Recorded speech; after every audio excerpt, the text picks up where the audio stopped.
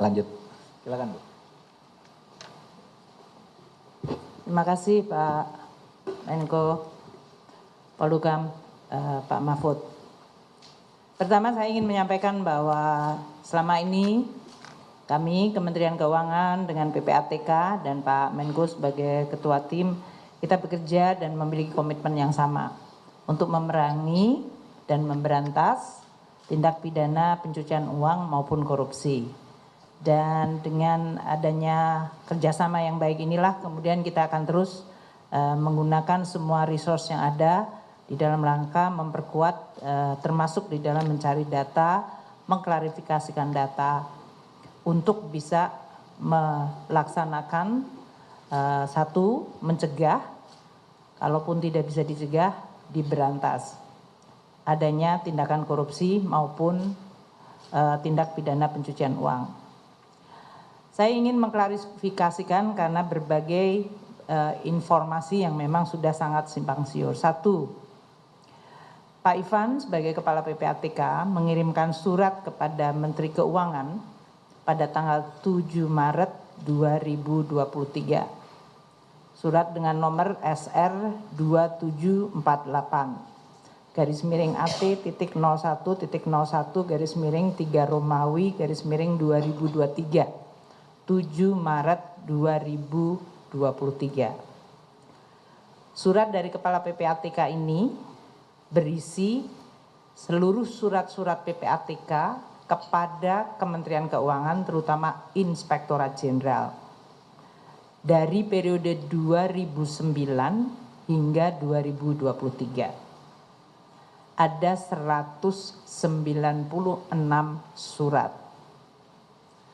Surat ini adalah tanpa ada nilai transaksi. Jadi dalam ini hanya berisi nomor surat, tanggal surat, nama-nama orang yang ditulis oleh PPATK, dan kemudian tindak lanjut dari Kementerian Keuangan. Terhadap surat tersebut, 196 surat, Inspektorat Jenderal dan Kementerian Keuangan sudah melakukan semua langkah. Makanya ini termasuk dari mulai dulu Gayus sampai dengan sekarang. Ada yang sudah kena sanksi, ada yang kena penjara, ada yang dalam hal ini diturunkan pangkat. Kita menggunakan PP nomor 94 tahun 2010 mengenai ASN. Kemudian muncul statement mengenai adanya surat PPATK di mana ada angka 300 triliun. Kami belum menerima. Makanya waktu hari Sabtu saya dengan Pak Menko melakukan statement publik, saya menyampaikan sampai dengan hari Sabtu yang lalu itu kita belum menerima surat dari PPATK yang berisi angka. Pak Ivan baru mengirimkan surat tersebut pada tanggal 13 Maret.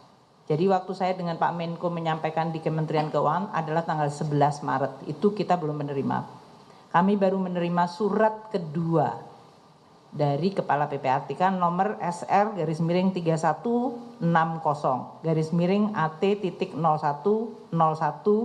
garis miring 3 Romawi garis miring 2023. Di dalam surat ini adalah surat yang tadi 36 halaman, yang nomor 1, yang tidak ada angkanya, yang ini 46 halaman.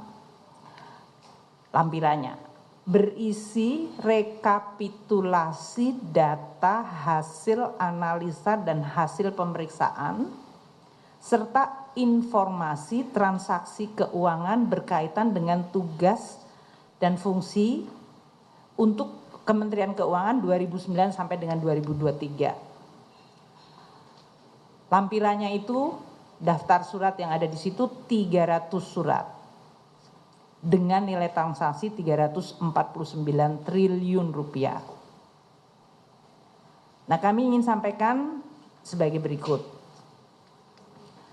1, dari 300 surat tadi, 65 surat adalah berisi transaksi keuangan dari perusahaan atau badan atau perseorangan yang tidak ada di dalamnya orang Kementerian Keuangan. Jadi ini transaksi ekonomi yang dilakukan oleh perusahaan atau badan atau orang lain.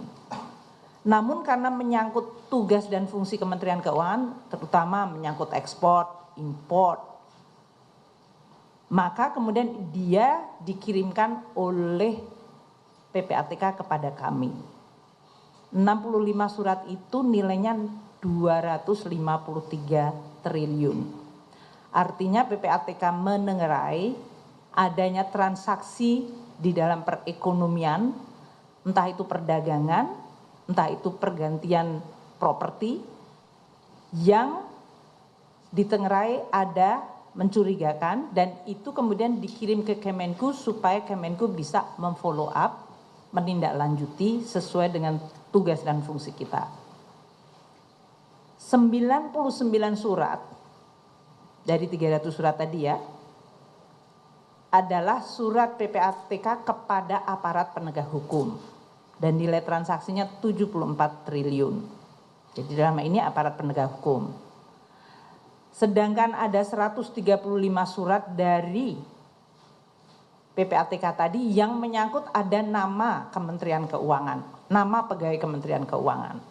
Nilainya jauh lebih kecil karena yang tadi 253 plus 74 itu sudah lebih dari 300 triliun. Jadi saya akan memberikan satu contoh supaya media sedikit memahami yang tadi disampaikan oleh Pak Menko secara baik mengenai definisi pencucian uang dan yang disebut transaksi mencurigakan. Satu surat yang sangat menonjol dari PPATK ini adalah surat nomor 205/PR.01/2020. Dikirimkan pada bulan Mei, 19 Mei 2020, pas tengah-tengah COVID kita. Satu surat dari PPATK itu saja menyebutkan transaksi sebesar 189 triliun 273 miliar. Bayangkan tadi totalnya 340 dan ini satu surat saja 189,273.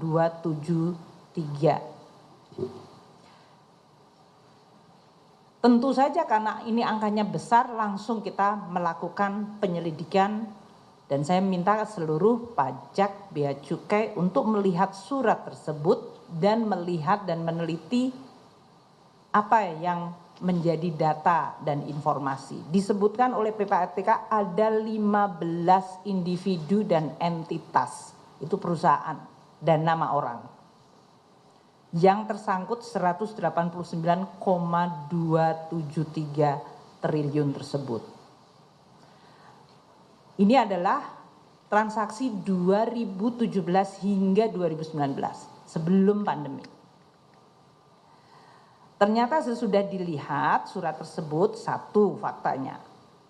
Dari Bea Cukai yang menerima surat langsung dari PPATK by hand melakukan penelitian terhadap nama-nama 15 entitas tersebut. Mereka adalah yang melakukan ekspor, import, emas batangan dan emas perhiasan. Dan juga kegiatan money changers dan kegiatan lainnya. Bea Cukai kemudian melakukan seluruh penelitian terhadap 15 entitas itu, upamanya import barang emas batangan 326 miliar tahun 2017, naik ke 5,6 triliun, 2019 turun drastis ke 8 triliun. Ekspornya 4,7 triliun, 2017 turun ke 3,5 triliun dan 2019 turun ke 3,6 triliun. Dari transaksi itu kemudian dilakukan penelitian dan kemudian dilakukan pembahasan bersama PPATK. Jadi ini kejadian tahun 2020. Sudah ada follow up-nya, Bea Cukai yang menerima data langsung dari PPATK melakukan penelitian bulan Mei mendapatkan surat, September dilakukan pembahasan bersama PPATK. Ini yang tadi disampaikan oleh Pak Menko, LHA, kemudian dilakukan follow up. Pada saat yang sama, waktu Bea Cukai mengatakan tidak ditemukan di Bea Cukai adanya kecurigaan, maka pajak masuk.